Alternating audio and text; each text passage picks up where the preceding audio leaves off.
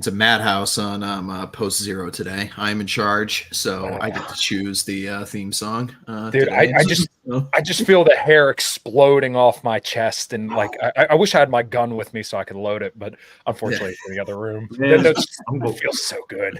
This is the first time I'm glad I didn't shave. I would have had to grow a bigger beard. This is the first time I've heard this song, and I have a massive hard on right now. Uncontrollable, long, hard cock right now. Amazing, fantastic. We could do some jousting. I wish I had my crown to mix with my Pepsi right now, man. That interest just feels. I wish I would have had that playing when I was deadlifting this morning, but unfortunately, yeah, that'll wake you up in the morning. And look who's in the chat. The most handsome man in Chicago is in the chat with us this morning. Thank you very much, Chad. I hope you're doing well. We'll have to catch up here because tax season is around the corner. So hope all is well, my friend. All right, fellas. So today, in perfect George Costanza fashion, do you guys remember that time Hawk didn't have a topic? Well, that's an episode. So here we are. It's a show about nothing today.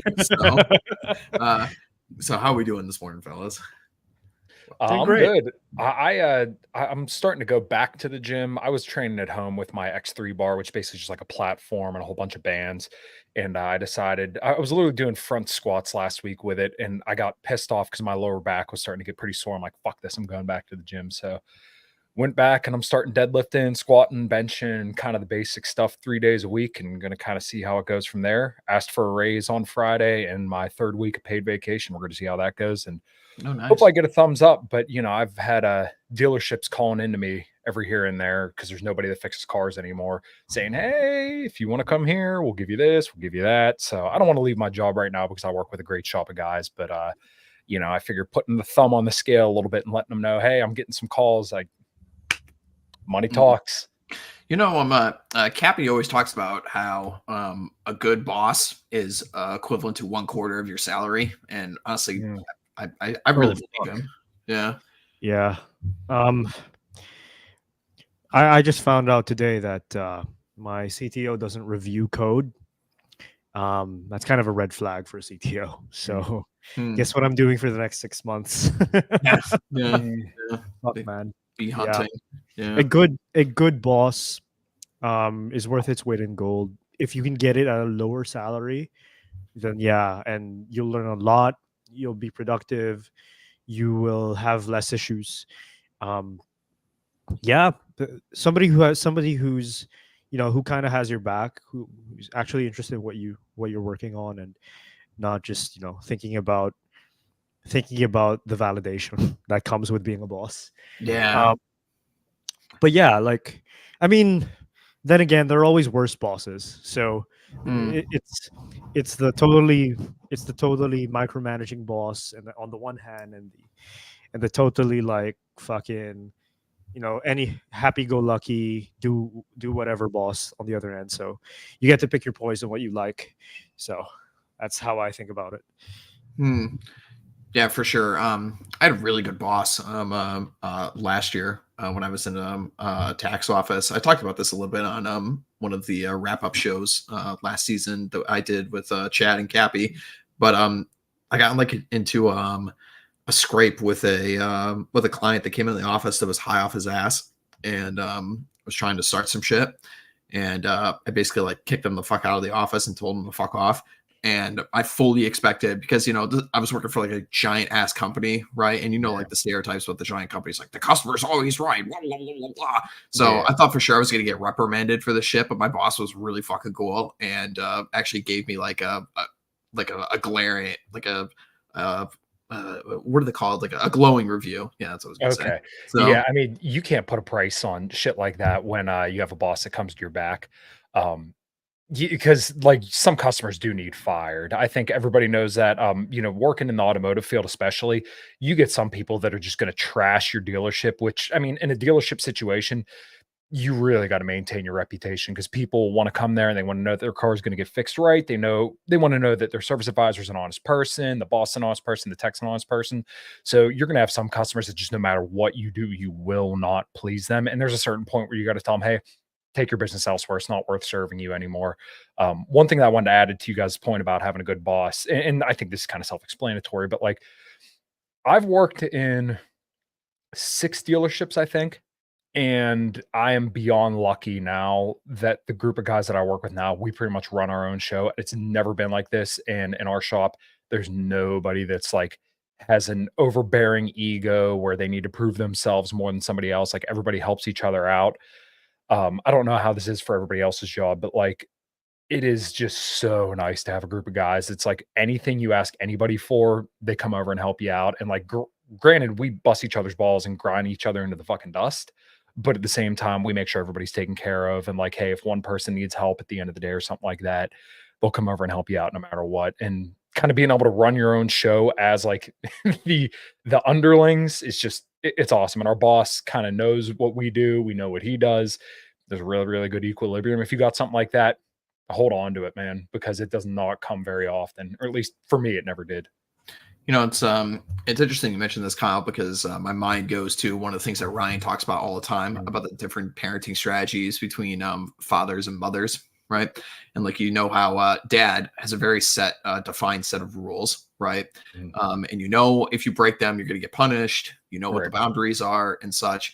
And I really feel like that is the proper way to manage a business as well, especially if you have like a smaller shop with a number of guys. It's like, listen, do not reprimand guys for doing their job as long as they're doing it within the bounds of what's making you money, right? If some guy's keeping his tools over here, that's the way he likes to do it. As long as he's not fucking up, do not fuck up his feng shui. So I really like that stuff. Yeah, you generally want a boss, dispatcher, or whatever who's going to be as hands off as possible, but kind of like you said, keeps everybody within the bounds. And then there's some times where you look at other people and you're like, why the fuck are they doing that? But if it works, you know, what are you going to do? Go fuck their shit up? No, if it's working, you know, you do whatever. So like we have this one kid who, when you're an automotive technician, you're typically paid flat rate. So it's like whatever the job is quoted at is what you get paid. Whether you take more or less time, you get paid what you get paid. We have one kid who's hourly and he's a bit of a spurg, but like the shit that he does is shit that nobody wants to do. They were trying to push him to become flat rate, and that's like that wouldn't be an acceptable gig for him because he's not very fast, but the shit he does is perfect. And it's the shit that, like, you know, if one of us were to do, we would lose our ass on. So he serves his function. He serves it very well, but they were trying to push him like outside of his comfort zone. Hey, why don't we turn him flat rate? And everybody in our shop was like, no, if you do that, he's going to quit. He's going to lose his mind. So eventually they came to the understanding like, oh, no, he's actually very valuable in this role right now. So this kind of goes to your overall point where like, if it works, don't fuck with it, leave it be. And as soon as there's that mutual understanding and everybody knows, you know, what's what, just leave it go. If it's running fine, if it's not broke, don't fix it. And that's kind of what we have right now. And like I said, if you have that in any workplace, fucking hang on to that, because I've seen so many workplaces where it's just people crash heads and, you know, there's always the chosen ones and the not chosen ones. In the last shop, we had 3 different walls of like bays where you'd work on cars. We had the wall of fame, the wall of pain, and the wall of shame. Judging by the way the names were for each wall, you kind of understood, okay, the wall of fame is where all the gravy goes. Those guys get paid a whole shitload. They get all the good work. The wall of pain, some guys would make some money sometimes, but a lot of the time you're kind of taking it up the ass. And then the wall of shame, funny enough, there was actually one dude who did gravy all day, every day. And then the other dude who did like transmission stuff, and he made a lot of money, but there were some other underlings there, as in like they didn't really get anything good. But yeah, by the time I left my last place, I was on the wall of pain. And one situation that just sticks out to me in my mind, there was somebody doing a customer pay engine, which pays a lot of money. I was doing his special order warranty, heated seats and heated steering wheel on a Cadillac. And I remember one of my buddies walks past. He's like, man, why are you always pulling out interiors? I'm like, I don't know, man, but it fucking sucks. So I think I ended up leaving a couple months later, and then I'm in the situation I'm in, which was a little bit rocky at first. Or well, at first it was good, and then it got rocky, but now things are like on the wind back up, and you know, everybody's making money and everybody's happy. So you know, you got to kind of assess it day by day. And if things are going good, stick with it. But, you know, if there's something that needs to change, then, you know, as always, use your fucking leverage, man. It shouldn't be that you have to go in and threaten to quit to get a raise. But, you know, honestly, don't ever be afraid to do that, because generally most people don't want to work. I was telling Jack about this, but like people are useless now. Most people can't pass a drug test, don't show up to work. I mean, if you do those two things, COVID just fucking killed everyone's like I don't know, ambition to work, I guess. Work ethic.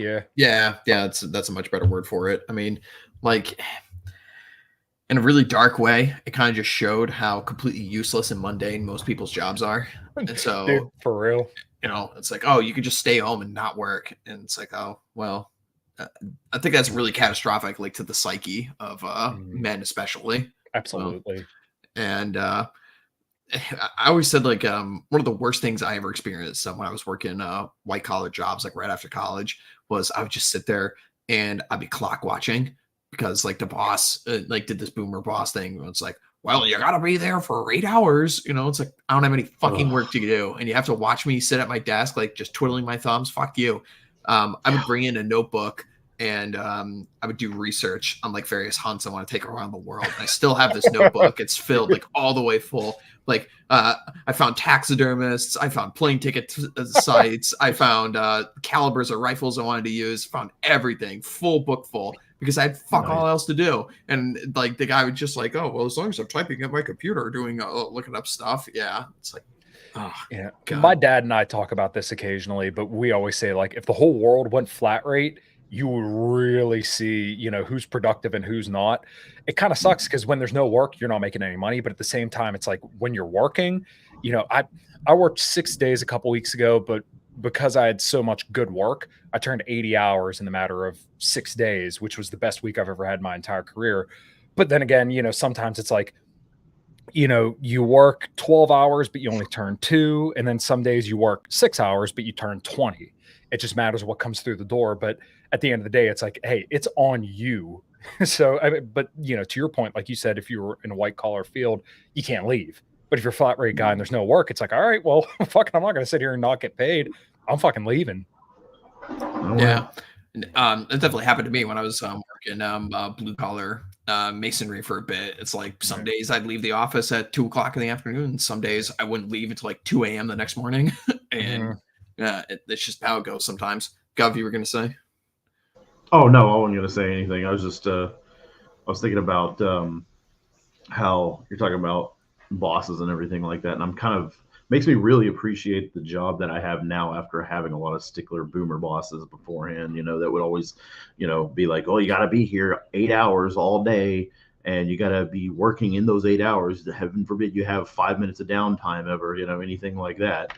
You have those that really just breathe down your neck practically, and they micromanage everything. And it gets to the point where it makes me appreciate what I have now, where it's like the job that I have, they're like, oh, you want to do a meeting from home? Cool. You want to come in the office later? Hey, cool. The only time I'm ever really needed in the office is if I'm helping facilitate anything. So, hey, that's cool with, and I don't have to be in at an exact time. The last job I had, it was, well, if you're on time, you're late. And I'm like, okay, so show up at 8:00, you're late. Oh, okay, cool. But my schedule's 8 to 5. So that means that would I be getting paid for the time that I come in early then? No. Well, so I've gotten to that, point where, now my boss is like, my bosses are really cool. I've got a couple of them, but they're really cool about, showing up basically whenever I want to in the office. And as long as the work is done, that's what matters. And gosh, but with all I've faced in the past, this is such a game changer for me. So, I mean, I do see myself working where I am now for at least a while because of that alone. So it's amazing what kind of effect on your psyche it can have. Yeah, it's so true. Absolutely. Like you actually wanting to, I don't want to necessarily say want to, because like it's work and nobody like truly at the end of the day really likes work, right? But not hating it that you have to get up in the morning, just like dreading it. It's like, like, do you guys remember like you would fucking hate waking up to go to school? It'd be awful. Like, God damn it. I got to wake up at 6:00 in the morning. I got to wait for the bus. I got to get dressed. I got to, go and hang out with a bunch of people I fucking hate. No, I didn't read your stupid like 2 chapters in your gay book that you assigned to me last night. Fuck you. This place is full of a bunch of idiots. Well, so yeah, having a good job where you actually want to show up to work definitely helps your psyche quite a bit. Let's see. We we got a couple dudes in the chat. We know these guys. There's the Dutchman himself. He was at the Lego show Lego today. Man. Yeah, he showed me a couple pictures. The bastard, the first thing he showed me was a picture of a Lego windmill, and he's like, "I'm gonna kill you." Bastard. That picture he posted in the group chat, I was thinking that looks just like the Lego store that's in my local mall. Like, I was like, "Oh, what are you doing at the mall?" Is all I wanted to say. You're not at a Lego World. You just didn't want to be with us. That's all. Mm-hmm. Yeah, it does. It looks like the Lego store that I've. I went to the one in New York, and then there's one at a mall somewhat near me. Yeah, it looks like it. That's exactly what it looks like. Yeah. Yeah, they're fun places. And then we got Nuke in the chat. Good to see you, my friend. Most viral pic of the pandemic is the guy in the ice cream costume asking, "How the fuck am I essential?" For real. That was funny indeed. Let's see. We got Based Autism. Good name for $2. Thank you very much, sir. Good bosses are often great mentors. Yeah, that's a good point too. If you have a good one, you can learn some techniques from them for sure. So, I mean, people are always talking about inflation and such, but the best hedge against inflation is just having skills. Doctors and lawyers, they don't have to worry about inflation. Just jack up their prices. So, I mean, same thing for you, Kyle, and same thing for accountants and such. You know, it's like you got to pay them. So yeah, I mean, when I first started in the automotive field 12 years ago, which it doesn't feel like 12 fucking years, but the labor rates at the first dealership I worked at was, I think, $85.99 an hour, and now at the dealership I work for now, $179.99 an hour, which that's not what I get paid. I wish it was, but obviously, you know, that labor rate kind of goes to keeping the lights on and all that kind of stuff. But yeah, dude, it's fucking insane how much more it costs. And then, you know, now I even looking at vehicles where when I first started, the most expensive truck and like the most expensive car, we're talking probably like 60, 70 grand for a truck. And then like a $45,000 Impala was like loaded. Nowadays, we see the Hummer EVs coming in through my shop or the Cadillac Escalade Vs coming in for anywhere from $130,000 to $150,000, and then like a Cadillac car, some of them start at like $70,000. So yeah, it's insane, man. Yeah, it's stupid how expensive, more expensive cars are getting, and I mean, I'm not like a super knowledgeable car dude, but everything I hear from people is like post 2017. All like these new cars are pains in the dicks to work on, every one of them. It depends. Depending on the kind of car, like I kind of like that way. So like you can't do headlamps and anything anymore without taking the front bumper off. For me, that's good because I make a shit ton of money and I can get most bumpers off within like 10 minutes. But for the average person, you're taking it to me, and now you have to pay $500 for me to change your headlamp bulb. And then not only that, most stuff has either HIDs or LEDs. So like the lights don't go bad as often. But when fucking LEDs should be banned. Those things blind the fuck out of you. Like right in your eyes. It's awful. Well, you got a truck, so I mean, at least it's better that like people don't blind you. For me, I drive a little higher up. Yeah. So anytime a truck's behind me, I'm like, all right, fuck you. Do you ever run into situations where you get like a customer who comes in who's an absolute dick, and you're just like, oh, we're gonna charge this person out the ass? For we. It's funny you say that because we have the like, I don't want to do it kind of labor hours. So like, oh my god, yeah, we used to have that too. if we see like an old Cadillac or something like that, it's like, all right, well, if this bolt breaks, this another 2 hours. If this breaks, it's another so many hours. You know, if anything goes wrong, then basically we're just stacking hours on top of it. And there's some people who will just like, all right, fix it. And then they approve it. And it's like, oh, this is a ton of money. And then the advisors come out like, oh my God, look, I sold you this. And we're like, the point was, I didn't want you to sell it. I want you to get this dude the fuck out of here. Just pay me my hour for looking at it and get this fucking dude out of here, because I don't want to do all this work on an old piece of shit. But like the Japanese refusal. Yeah. I've never heard that before. That's pretty funny. Yeah. Like, we will charge you out the ass to hopefully make you run away. But money is money. For those, it's usually like the The last place I worked, one of the guys had said this, and I always say this now, but the smell of Cadillacs is black ice in a bag of weeds. So when you see a 2007 STS rolling in the shop with a black ice air freshener and tinted windows, you're like, all right, this dude's getting the I don't want to do it price. And there's always a certain profile of people that you're like, I really don't want to fix this piece of shit. And every single time they bring them in, they smell like weed. There's a bowl in the center console. The windows are pitch black. Their inspection stickers are out. It's a rusted out piece of shit, and there's no gas in it. Every single time, I'm just saying. And it's usually an Escalade, an STS, a Yukon with these big ass wheels on it. And like I said, every single time you're like, please just get this fucking thing out of here. And only like once in the last like year was there this. And I'm very sure that this extremely high IQ Harvard grad that is coming in with this car is very eager to pay every single time, and there's never an issue getting the money that you need. And you know what? I'm sure he comes in and pays cash in $100 bills. Yeah, I've seen that quite a few times. There was one guy, funny enough, who was he's a big fat black dude with dreads, and I expected him to have this real deep voice, but he comes in all lispy. He spent like $8,000 on like this brand new Escalade. Fucking paid it, no problem. That only once do I remember this actually happening.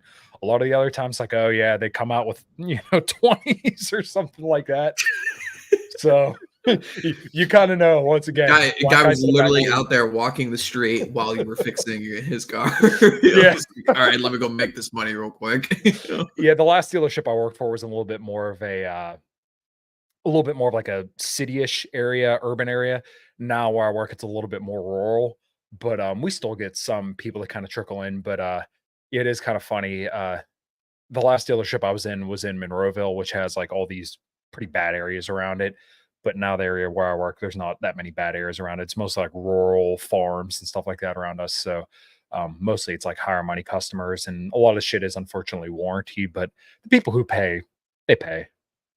Yeah.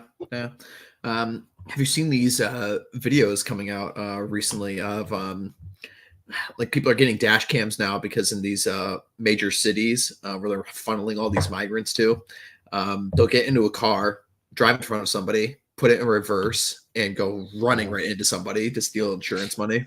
And this is like a huge issue in New York and places in Colorado, Texas. Like it's all over the place now. So yes. Reminder, diversity is our strength. So. Yeah, I mean, I see dash cams in cars all the time, and usually when I get in them, if I'm just pulling them in the shop, I normally shut them off because it's like I don't want you seeing what we're doing. You're going to hear the wrong thing, and you're going to think, "Oh my God, how dare they say that?" One of my old dispatchers always told a story. He was like, we worked in this dealership, and there was this lady standing outside of where we're working on her car, and she was smoking a cigarette by the gas pumps. And she complained because, she complained because, the way that we were talking in the shop, and one of I think he said his manager went out and said, "Lady, they're not in there painting their nails. They're in there fucking fixing cars. And you're smoking a cigarette beside my fucking gas pump. So you could always go somewhere else." Yeah. Nowadays you can't really do shit like that. My dad told me this story about one of his guys.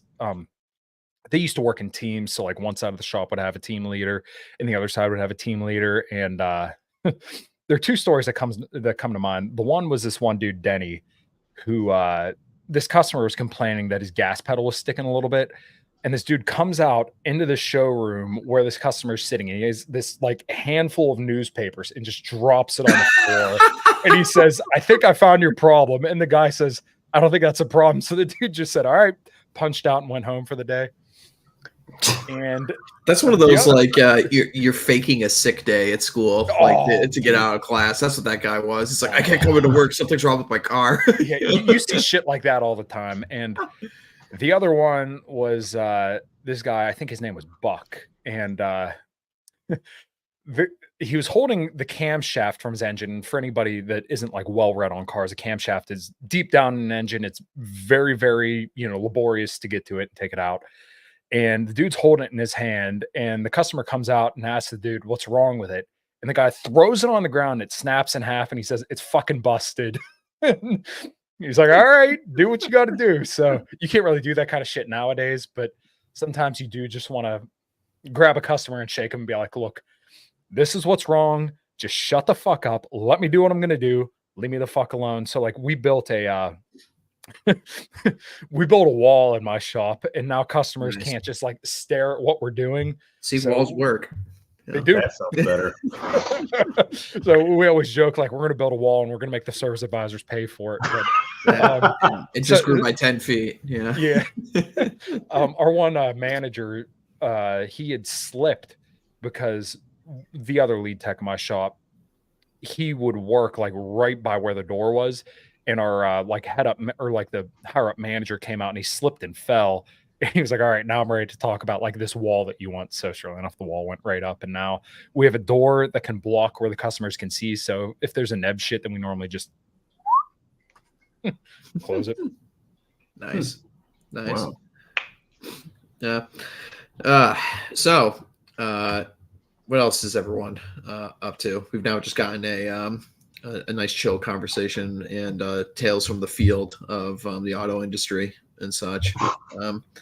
Gov, how's your new job going? I mean, it's still going the same as it was. So I guess to word it simply, so I started out with this job back in March as a NASA contractor. Like I do a lot of project work, data management, things like that. And so I wish my job was as exciting as Kyle's, because that just sounds like all kinds of fun stories. Like for me, it's like, okay, cool. Can you make this for us? Yeah, sure, I can make that. Okay, cool, easy. I was working it from home, and then my company that I worked for dropped the contract with NASA, so I needed to find another place or another position, and I found one within the company, and they moved me up to where I am now, working under the Air Force instead. And so now, though, I'm considered on site, but like I said earlier, it's like they don't care when I come in at all. So, it's like for me, it's like it's the same exact kind of thing every day, pretty much. Just attend meetings, create spreadsheets, keep track of data, and manage data properly, and make sure everything is looking good. And that's all I've had to do. They did send me to Iowa. That's the one interesting thing. That's right. I remember you went there. Yeah. I went there for, we went there last Monday till Wednesday, I think. And it was like an all-day training. Let's see, Monday we flew in around afternoon, so we had like 2 hours that day. And then we had a nice 8-hour training throughout the entire day of Tuesday. And then we went home Wednesday after another all-day training on Wednesday.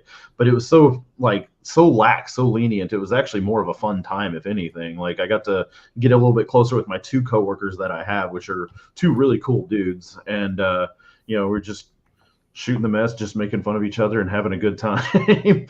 But like I said, it's a lot of the same thing every day, and so I don't really have too terribly exciting things to say about mine, and I kind of wish I did. I have more fun tales from like doing disaster relief work and stuff, and seeing the craziness of that, or any kind of crazy customers from my past, and it makes me, again, like I said earlier, it makes me appreciate the job I have now, where I don't have to deal with people, because I think I've dealt with my fair share of people and dealing with customer service, because I think we all have our legends of customer service that we could probably write an entire book on. That's another good thing about jobs, is if you have good fellow employees, fellow dudes that you just shoot the shit with. Definitely makes the whole thing way more pleasant, for sure. Yeah. It's such a dude thing. It's like if I can't like review a little bit, then what the fuck good are you? It's so annoying. Oh yeah. I imagine, Kyle, you could just figure out right away, no, this guy's not going to make it. Yeah. Usually if they start being cunty, then it's like, all right, no, you're not going to make it. We do have one coworker who I mentioned earlier. He is a bit of a spurg, but like we always joke he resets every day, because I mean, he would be screaming sometimes by the end of the day, having full on like temper tantrums. Then he just comes in the next day like nothing happened. He's got one foot in Spurg, eh? All right. Yeah.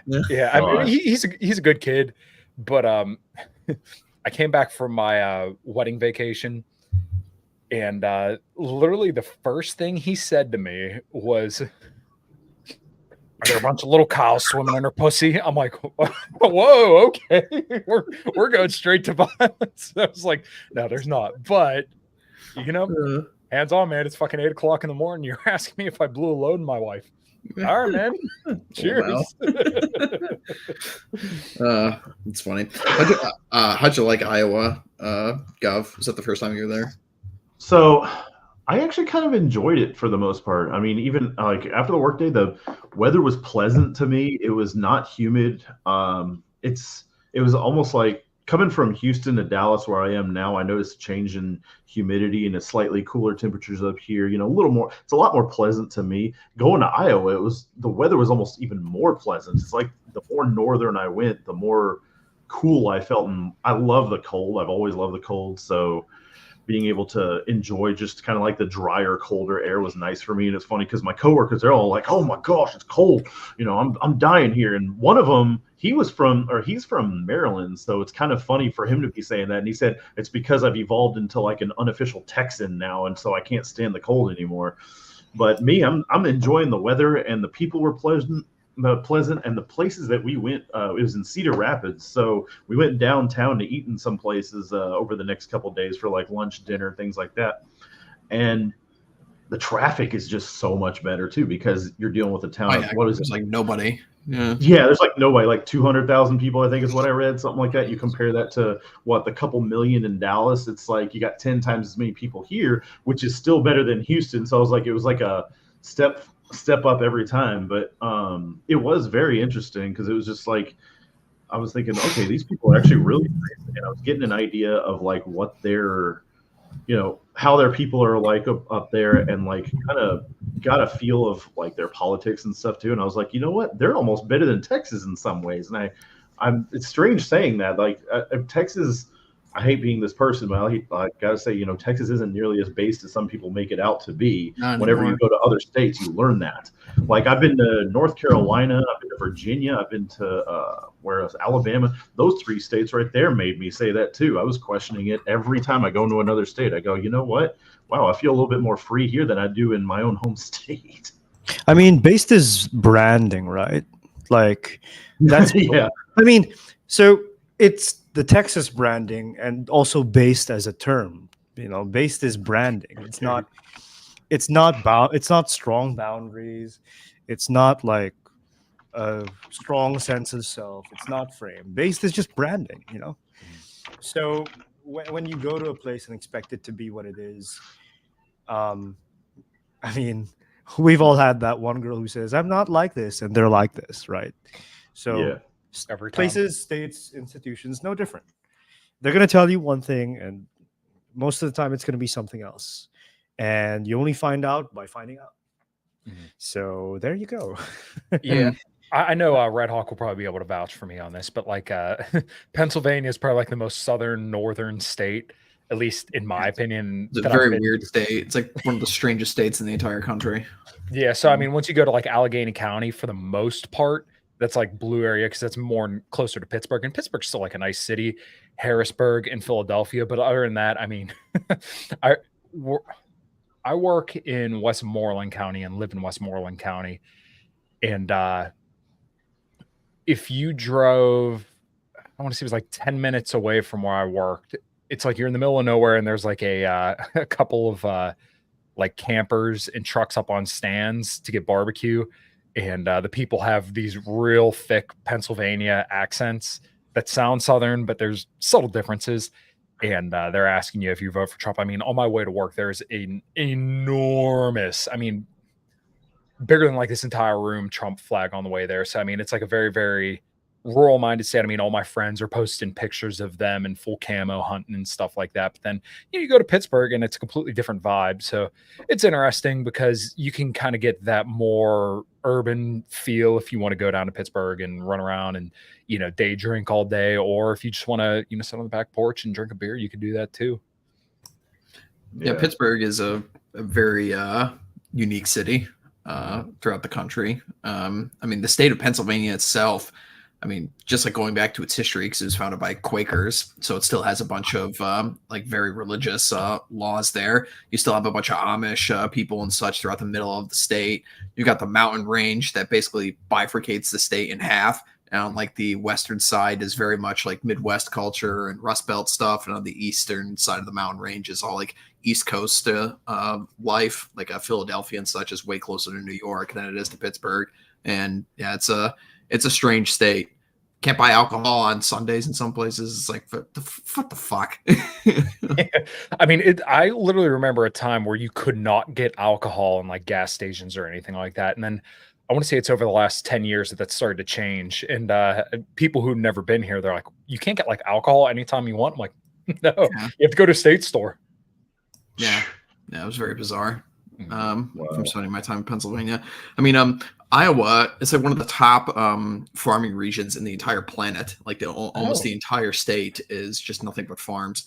It can be nice to drive through because it's one of the first plain states that you actually are going to run into. But Iowa was ground zero for the windmills, and under Project 2025, we will destroy every last one of them. So, yeah, you know what? Now you mentioned Iowa, I remember Slipknot had their own whiskey there for a little bit, and it finally connected for me that there's a reason why they had like corn all over it, because all the farms and stuff in Iowa. Yeah, no.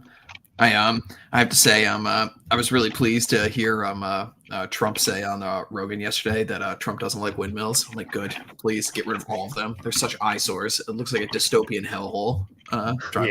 Seeing these things everywhere. You look on the ground and there's all these carcasses of the pigeons and the birds. Yeah. I want to be a whale psychiatrist, Joe. Oh, that was my favorite line. Because there's like so many things that are firing off. I'm like, okay, first of all, I love sharks. I love whales. And then like also like the undertones of Gojira there. I hear, all the entire From Mars to Sirius album playing, because there's like on the album cover, there's a moon with a whale on it. I'm like, oh my God, this is wonderful. Do you guys know why, when you look at windmills, those wind power windmills, why there is no like village nearby or like no city nearby? Can you guess? They kill a bunch of shit and they're really loud, right? They're super noisy. They're so fucking noisy. They look quiet on TV because they don't have the audio out, but they're fucking noisy. They're worse than a nuclear power plant well, I don't know, but it sounds to me like the immediate decline in the quality of your life would be a lot worse next to a windmill than a nuclear reactor. I could be wrong, but it's fucking noisy, dude. Probably more noisier than, let's say, a loud city during rush hour. So yeah, I mean, I've grown up around steel mills my entire life. In the town I live in, there's a steel mill right over the hill. In the town I lived in until I was about 5 years old, there was a steel mill right beside there, and they're really, I don't recall any like hearing a lot of noise. I've grown up by a lot of train tracks too. That could be annoying, but you get used to it pretty quick. Yeah, you do. Well, just think about it. How loud is a box fan that you keep in your room? And and amplify that to the point where each one of its blades is as long as a football field. Yeah, no fucking shit. It's loud. Dude, those things are terrifying up close too. Like I remember driving by one, like a big field of hundreds of them, a couple times, and just looking at them.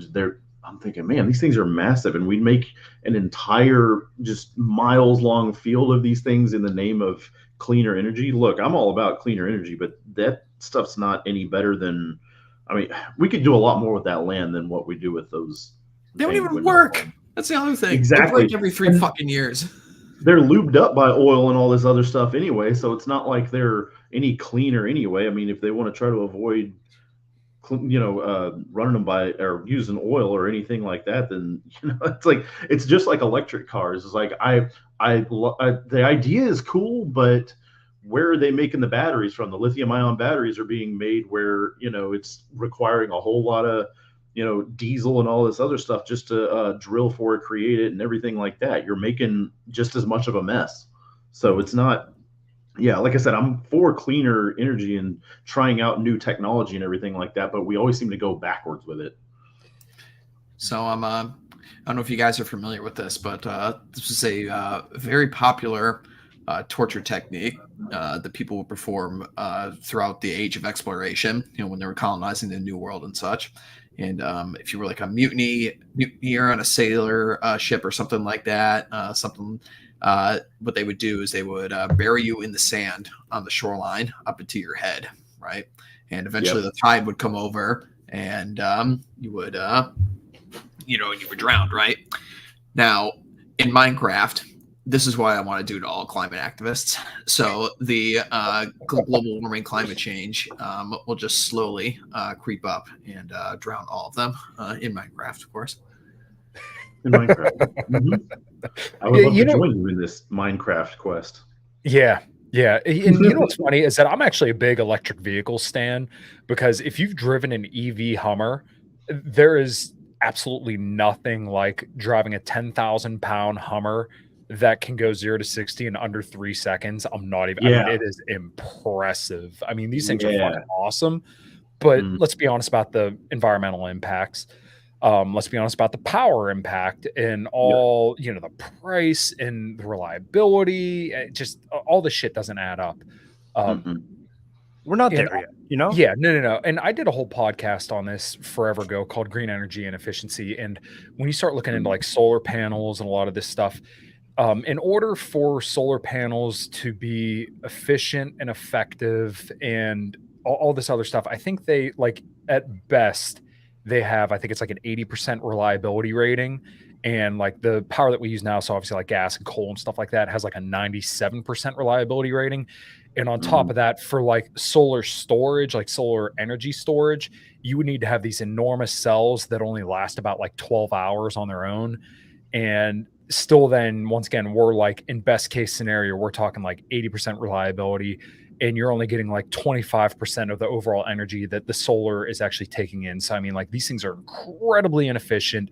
You can't use the energy for very long. Like Dante said, we're just not there and not really capable of using it. So the idea that they're trying to push away from gas and stuff like this is ridiculous. So the one example I always kind of come back to, my dad has a 2000 Corvette. So in that Corvette, there's an LS1 engine, which is 350 cubic inches, which is a pretty big engine. It's a 8-cylinder engine, but that car will get 33 miles to the gallon because it is that much horsepower. At like 70, 80 miles an hour, this thing's like just above idling. Your typical idle for most vehicles, anywhere from like 800 to like 1200 RPMs. You're going 80 miles an hour, it's at like 1500. It has probably well over 600 horsepower to the wheels. Custom centrifugal supercharger, VRAM intake, Roush performance injectors, and this thing just hardly drinks gas. But what we're trying to do now is put turbos on everything, make these small engines that get super hot and run thinner oil and stuff like that. It's like, we have like the blueprint to make very, very efficient vehicles. It's going to cost more money, but at the same time, like, this thing can't be as bad for the environment as like as like this electric powered Hummer or Lyric. And I mean, I've seen the batteries out of a Lyric. It's enormous. And once again, how do you facilitate the traveling of these things and the environmental hazards? The guy who came and got one of the Lyric batteries that we replaced in my shop had said he had like 6 of these batteries on his truck, and they weigh like 2,000 pounds or something like that. So we're talking electric cars weigh like, what is it, like 3 times as much as a gas one of the same size? I think the chunky. Yeah, so the Cadillac Lyric, I want to say, is like 6,000 pounds, and that's probably about the size. I want to say it's probably a little bit bigger than maybe like a Chevy Trax. Not insanely bigger, probably about the size of like my wife's GMC Terrain. It's about the same size and weighs probably like 2,000 pounds more. So you're transporting all these batteries, which could be very, very, very hazardous if not assured, or taken care of correctly. And like the way that they'd want us to get pictures to send these into warranty was just absolutely ridiculous. You had to isolate the vehicle 50 feet away from everything. Just like the process to get anything done with electric vehicles, actually working on them is not that bad, but like the process to get everything in check is just absolutely fucking ridiculous. Tell me, Kyle, what's the actual interior of these, like under the hood? Like, is it much easier to like get around with? Do they have as many moving parts and such, or what's the deal with them? No, not really. So they're actually pretty simple when you look under the hood. And honestly, like most electric vehicles that I've seen, they're really not that bad to work on. So we did our first battery on a Lyric in my shop like a week or two ago. And I remember we had like everybody in the shop kind of like looking at it. And me and the one other lead tech are the only high voltage certified guys. So like you have to have this weird like table thing that goes underneath the battery to take it out. And it's literally like 8 bolts to hold it in. I mean, he compared it to like taking out a gas tank versus you to take it out like an engine or a transmission. So I mean, it's a bitch to get an engine or a transmission out of a vehicle. To get the electric battery out really isn't all that bad. And they've kind of changed. So like the volts, which were like what they considered an electric, but they had a gas powered generator. So like as soon as the battery would get low, it'd turn on the engine to charge the battery. The Lyrics and like the Hummers are just all battery powered, so they don't have a gas generator. Like the Volts and stuff like that had, I think it was like 5 batteries in like a T. The Lyric has like the whole underside is now the battery, and you have to be high voltage certified to work on them. Take a special kind of coolant. But like when you look under the hood on the Hummer, they have a front trunk and then a back storage area. And so like you really don't see where like the drivetrain or anything is when you pop the hood on a Hummer, because that's all like the front trunk area. On the Lyric, they have like a beauty cover underneath there. Once you look under there, then you see some of like the AC and the cooling stuff. They're actually pretty simple, but obviously like your average person, if you go poking around there, you will die. I'm not even kidding. If you start pulling on stuff, you will die. Wow. Yes, I will say I did own Mitsubishi's only fully electric car for a little bit before the smart car I have right now. It was called the iMeave, and it was a very rare vehicle. It's like you can't. I don't even think it sold 1,000 vehicles in its like first or second year in 2012 when it first came out. And I remember, I will admit to really enjoying the the benefits of having the electric car, not having to change the oil, anything like that. The worst I had to do was get new tires on it, I think is what it was. And then whenever I'd get it, have to get the annual inspection done on it, it's like, oh, well, there's no exhaust to have to check. So there was no environmental check to have to do on it. Yeah. And it was incredibly fun to drive, regenerative braking, it was a short range electric vehicle because it was a 2012. So, it was one of they were still kind of touching into the market at the time, but very fun vehicle. I'd get it again if I got the chance. But the only thing that stopped me from having it or keeping it anymore and trading it in for the Smart that I told you all about that I have now is I took it into a Mitsubishi dealership and they go, we have no idea what to do with this. So I remember you were bringing back memories, Kyle, when you were talking about they had to have like some high voltage certified techs or something like that on site to be able to do that. And I think they only had like one. And even whenever I finally had somebody check it out, they still said, okay, we don't know how many hours it's going to take to be able to fully diagnose this thing because it wasn't charging. And it had 2 charger ports. It had one for rapid charging and then one for slow charging, like trickle charging. And the trickle charger had gone out. And so I could only fast charge it. And if anybody knows anything about EVs, a fast charger only makes it go up to 80% to prevent overheating of the battery. So something happened there. And I never even to this day figured out what happened to it and caused that to happen. They said it's probably some kind of wire. And they said it's a very special part that they would have to buy. And they don't know where they can get it from. So it could take weeks or even months to get the part. And I thought, well, for me at that point, it wasn't even worth it. And I kind of wish that part of me wishes I would have kept it and just done the research myself, and probably I could have worked on it myself. But I do know, like you said, Kyle, just doing even the wrong thing on that car or even like pulling a wrong thing like plug or anything like that could kill you or severely injure you. Yeah. Yeah. Cause it only takes half an amp across your heart to kill you. Yep. And most electric vehicles have like a disconnect somewhere. That's normally pretty obvious.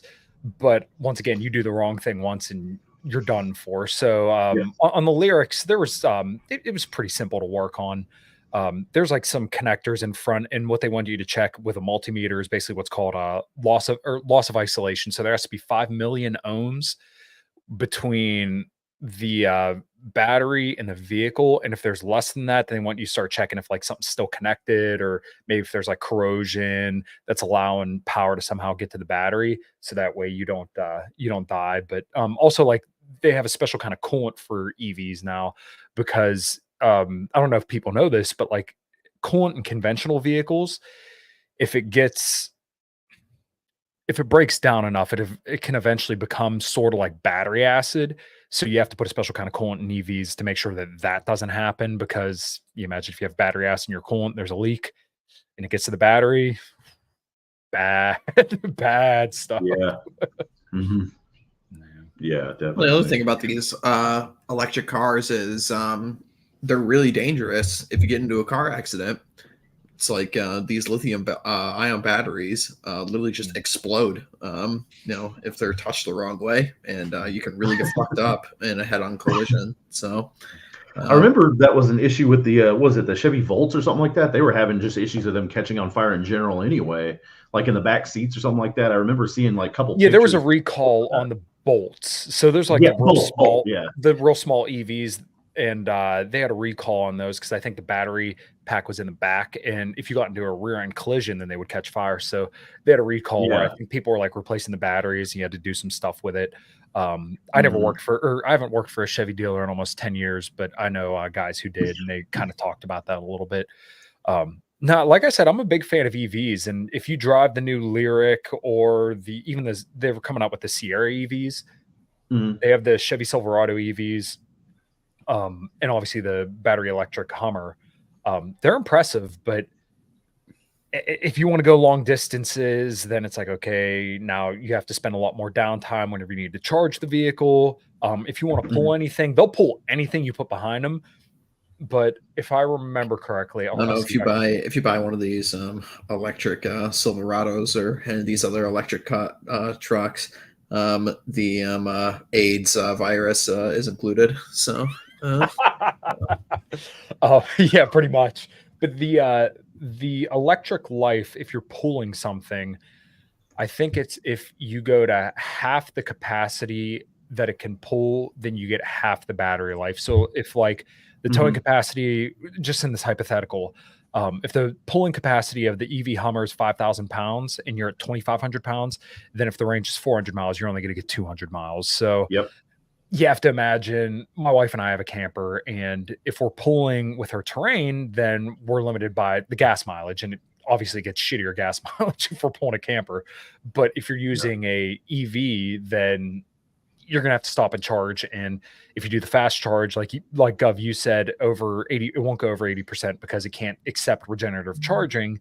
So then you have to keep stopping for recharging, and generally like a recharge on a lot of these vehicles for the fast charge, I think takes like a half hour to 45 minutes. So you're talking about, if you're going like cross country, you're adding hours to your trip.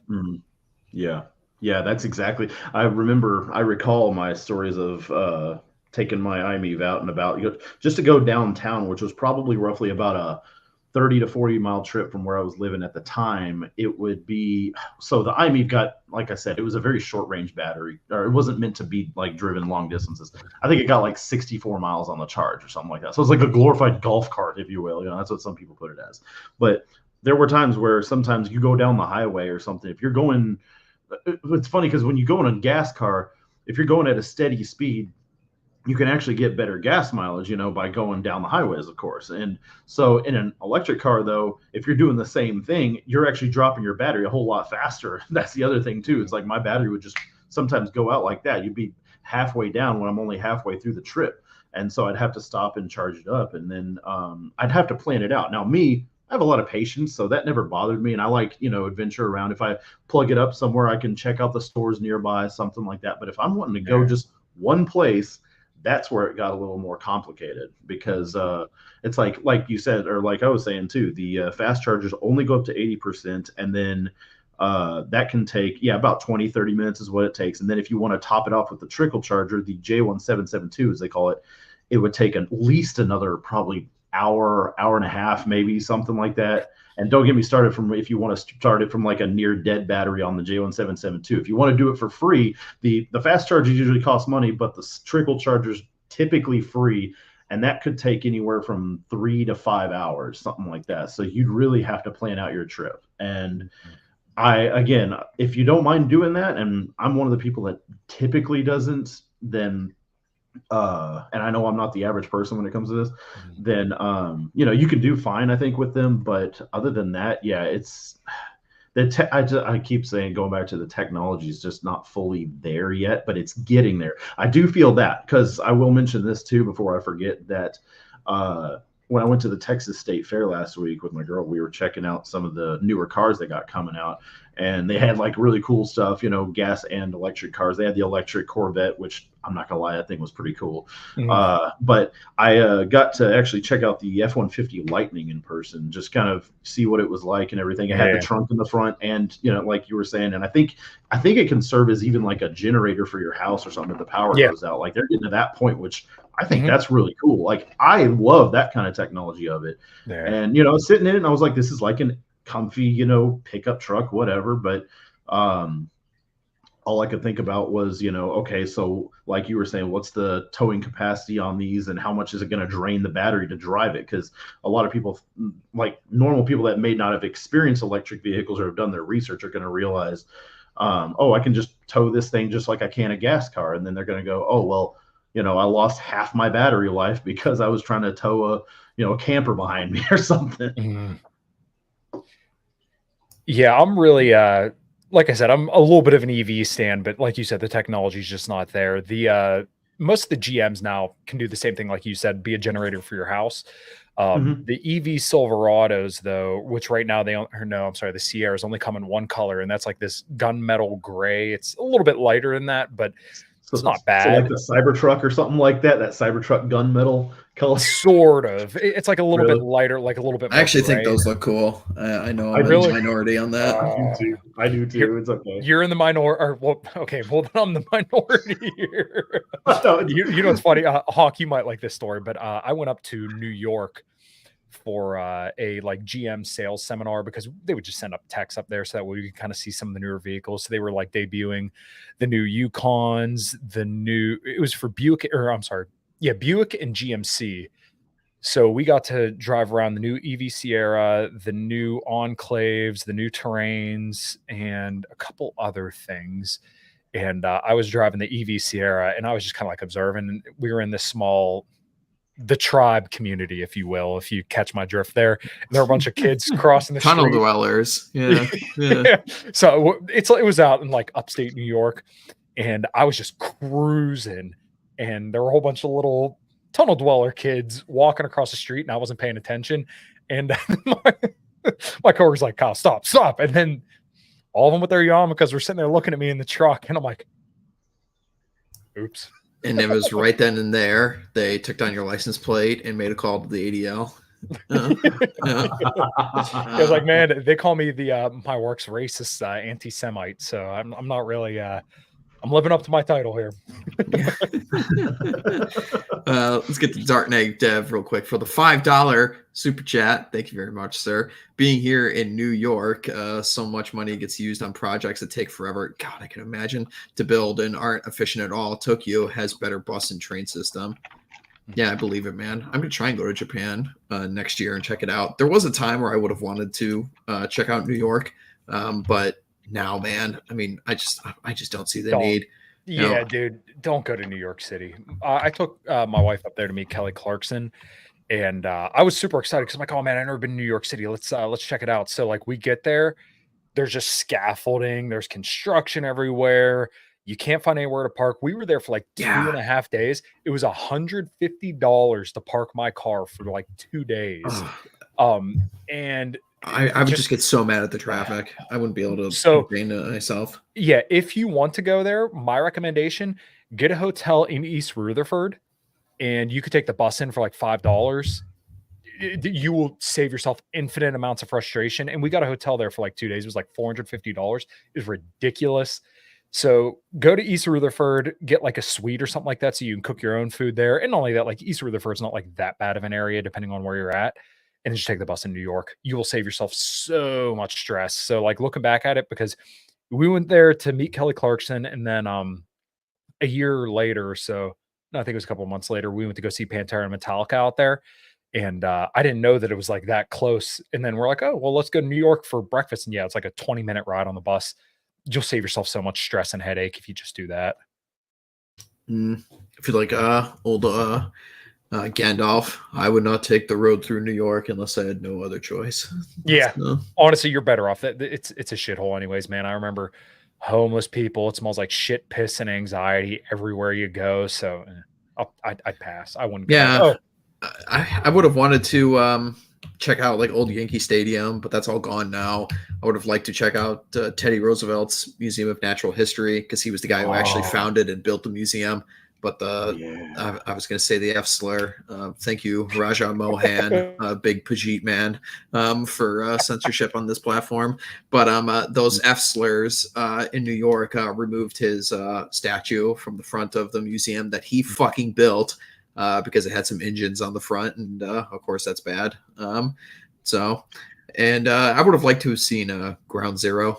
Because they have like a museum there, and you can actually go down under the street and look at the foundation of the building that's still there and such. Seeing the World Trade Center and all that is pretty cool. So we didn't go to the Statue of Liberty, but we like kind of were right across from it. I'll never forget. We were walking past there, and somebody, I swear to God, this is me and my wife, and there was 2 women walking in front of us, and there was like 1 guy walking in front of them. This character, and you can guess what kind of character he was, comes out of the subway and fucking decks this dude right in the face, just right out of the subway. I'm like, okay, well, I'm not going in the subways now. We ran past that. I'm like, okay, I will never go into the New York subways. No idea what happened there, but the dude literally just got decked right in the face. God, I hope Daniel Penny wins his case, and then somehow, God willing, gets to like sue the city of New York for damages or some shit for the fact that he is on trial for this bullshit is such a fucking disaster. Well, and that guy should be set immediately and should be given money as like back in the day, all the way up until like the 1920s, where they were giving people money for scalps of engines that they bring in Arizona. So that guy should get some scalp money for doing a public service. So. Yeah. Honestly, I felt the same way with that guy who got punched in the face. I'm like, man, if he did some bad stuff in Minecraft to that person, I wouldn't lose a wink of sleep, because if you're out here in these streets and you get assaulted like that, man, I'm sorry, the gloves are coming off. There's a very what happens to you. This is very like there's a streak of like vigilantism in America ever since the very beginning, and you definitely see it in like comic book characters. It definitely took off. I mean, why does everybody love Batman and such? But yeah, vigilantism has been a staple in American law since the very beginning, just because of the frontier nature. You have Old West, you have your lynch mobs and such, and like of course there's like a shitload of like propaganda around that all these times are like just super violent, and or like burning witches and shit like that. Even had stuff like that back in the 1600s and such. And of course, like everyone's like, oh, this is super horrible and awful and everything. And well, you could just look into the ADL and a certain character that they were defending as to who died in a lynch mob, and you can find out real quick why they push this narrative as to these things being the worst in the world. Yeah, I think our mutual friend Pete always says it well, where if you have to explicitly say laws, then you kind of have the problem. And I've been to many, many places that are like this. Like if you go up to where my step grandfather and my grandmother, when she was still around, lived, I mean, up there, it's live and let live, but there's a certain kind of expectation amongst people. Like I remember him saying, he told his neighbor, he's like, look, if your dog keeps coming over here and fucking up my chickens, then you know what's going to happen. Yep. Yeah. And he did. Not going to be a dog anymore. Yeah. Well, eventually they ended up without a dog, and the guy understood. And he told another guy, look, you keep coming flying down this hill in your truck, I'm coming out armed. And sure enough, he started slowing down. So once again, there's like an unspoken code in areas like that. And that's kind of the culture to be desired, I think. Yeah. Yeah, indeed. Anything else, fellas? Any other ways we're going to change the world today and plot world domination? No, go lift some iron, drink some coffee, get a Diet Pepsi, whatever you got. Have some sex. I like that idea. Yeah. Oh, heck yeah. Normal everyday things. Yep. Go vote for Donald Trump. Did that already. So yeah, I had to because I was thinking like that meme I shared. It's like you remember in Star Wars where it's like what does he say? Or it's like Hux is saying something like, "I don't care if the Resistance win. I just want Kylo Ren to lose." So I was like, I don't. Some people that are probably not sure how they want to vote, they're like, I don't care if Trump wins. I just want Kamala to lose. I was like, I wonder. I was thinking that either way because but yeah, I went ahead and took care of the voting too because I mean, the place that we went to go take care of voting, it didn't look too bad. Like a lot of the people there looked like they probably knew who they were going to vote for.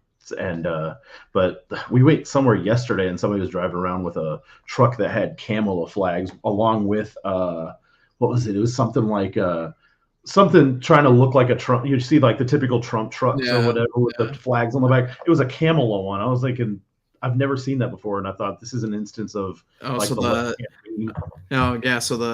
polycule got out on the back, and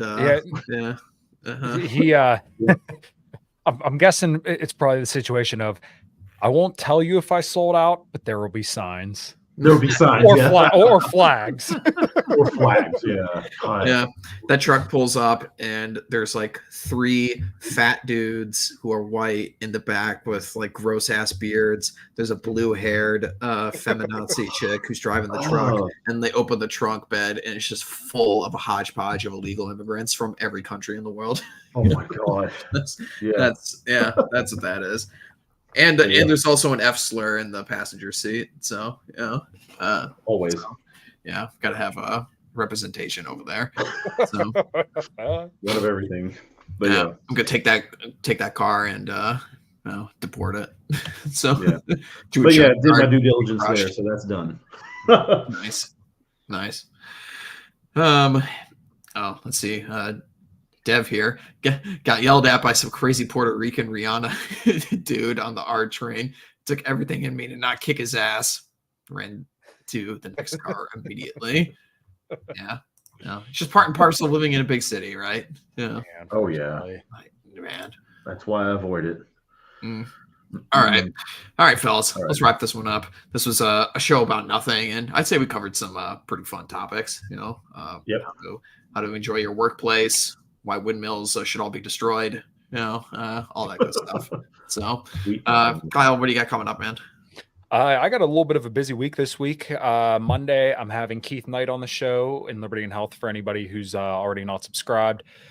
Tuesday, Brad Pierce, and then Wednesday, Pete Quinones is coming on. So I got a pretty stacked lineup this week. And then a Common Crown practice is Thursday. We got pretty much 6 new songs done. We just got to get back into the studio to record them. So, and if you're in the Pennsylvania area, we're playing with Tommy Vex next month, November 13th. And we'll be in Akron, Ohio on December 14th with I can't remember what the hell the band's name is, but that's gonna be at the Vortex.